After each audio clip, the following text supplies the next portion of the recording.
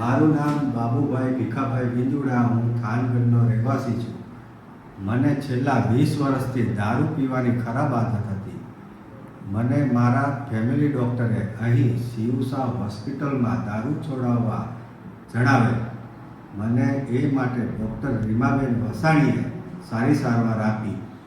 આજે હું છેલ્લા 3 મહિનાથી દારૂ વગર રહી શકું છું અને તંદુરસ્ત જીવન જીવું છું. એ માટે હું ડૉક્ટર અને શિવસા હોસ્પિટલનો આભારી છું. અહીં હોસ્પિટલમાં સ્વચ્છતા અને સારવાર ખૂબ જ સારી છે. બેન, તમારું શું કહેવું છે તમારી રીતે? મારું નામ સોનલબેન છે, સોનલબેન બાબુભાઈ.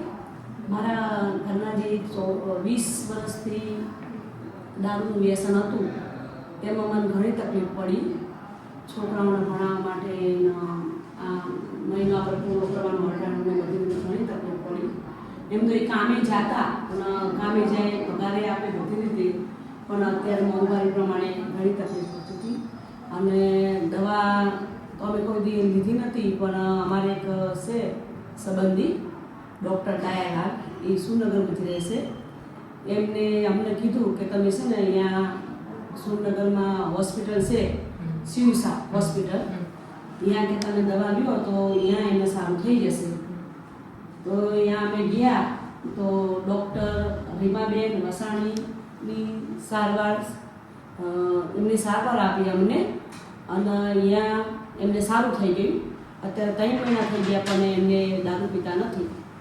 અને ડૉક્ટર, એમનો સ્ટાફ તેમને ખૂબ જ અભિનંદન.